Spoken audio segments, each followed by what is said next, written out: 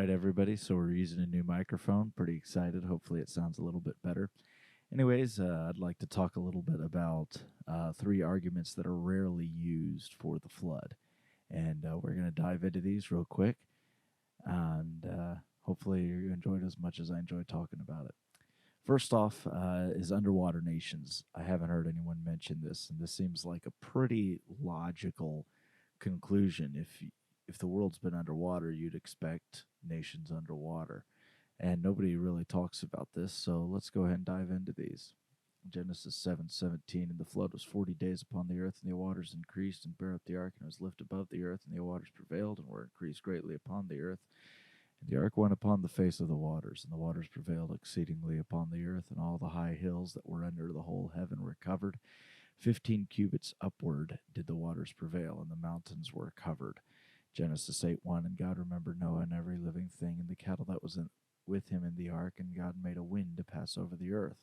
And the waters assuaged, and the fountains also of the deep and of the windows of heaven were stopped, and the rain from heaven was restrained. The waters are turned off the earth continually, and after the end of 150 days, the waters were abated. And then you also have in the book of Enoch, and many people aren't aware of this, but it's a good book to read. It was used by the Essens Christians, which is where John the Baptist came from in the Qumran Desert in 200 AD or BC before Christ. And so it's important to note it's at least a history. I believe it does go back to Enoch, as Peter stated it came from Enoch. I just think Peter knows better than our scholars today.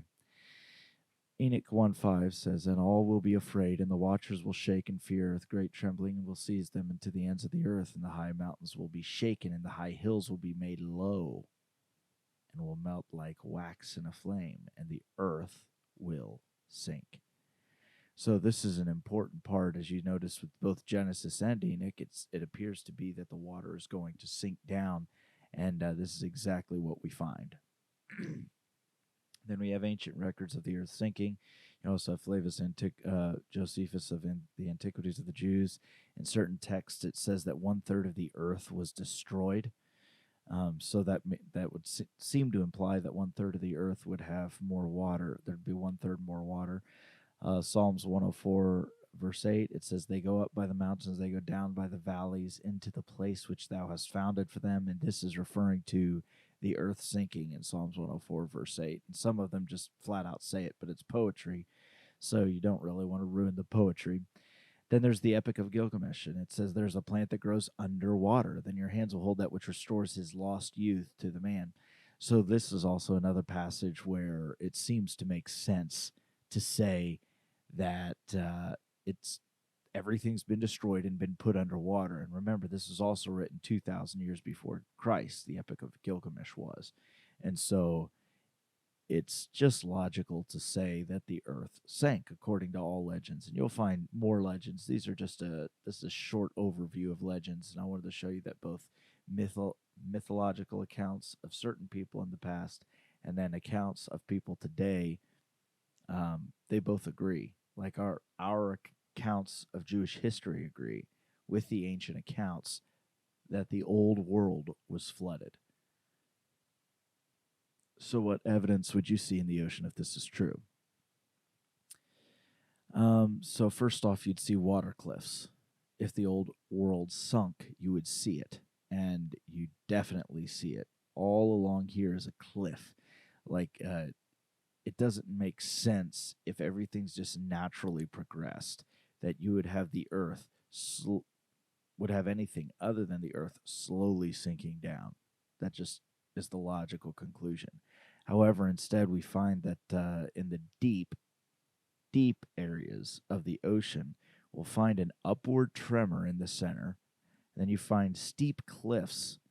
So it drops off. It's not so simple as to say that they just simply stay there, but they actually drop off. If you go into the ocean, it drops off. There's cliffs. Doesn't make any logical sense. What happened to create those cliffs?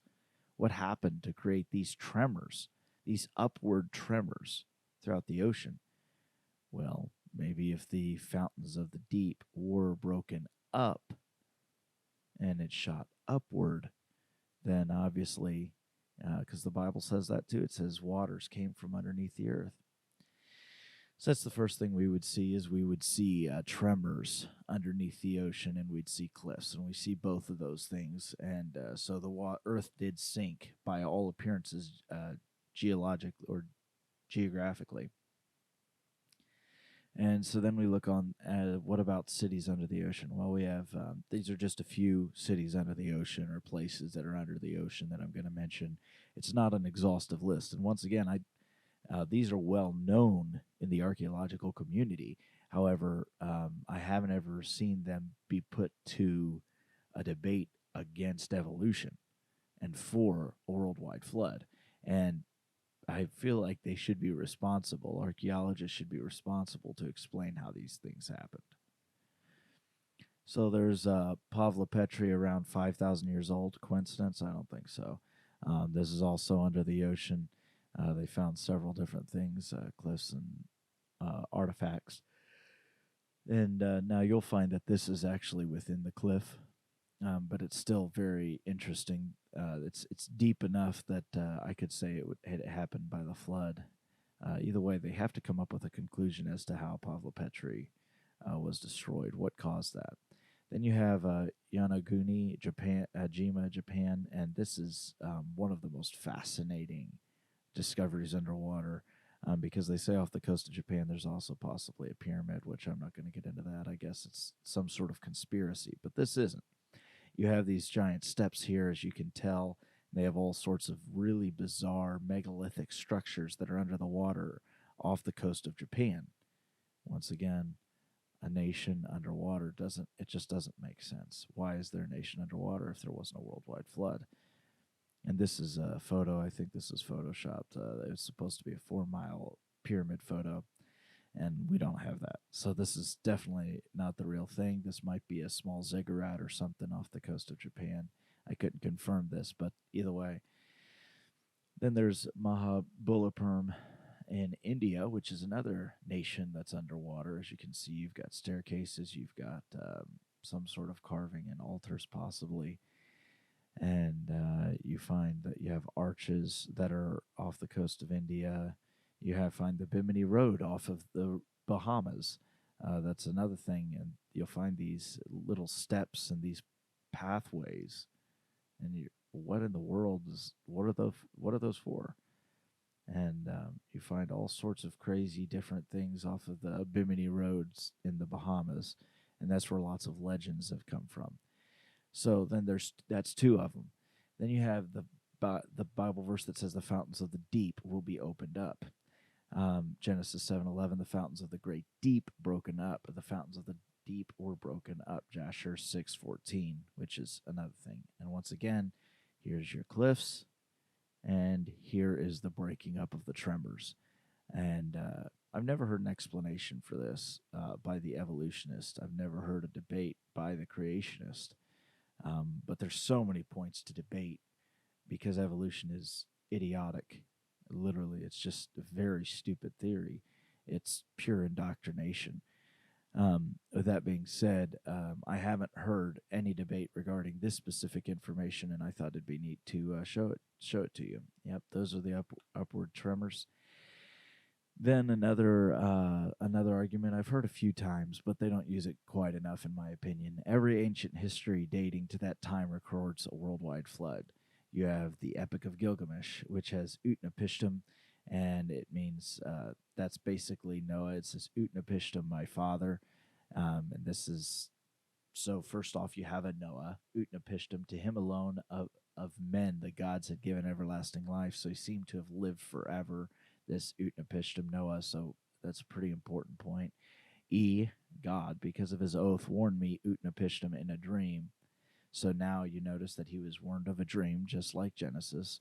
There is a plant that grows under the water, then your hands will hold that which restores his lost youth to a man. So there was a worldwide flood, and we already know that from the Epic of Gilgamesh. And the tree was underwater. The tree that gave life was underwater.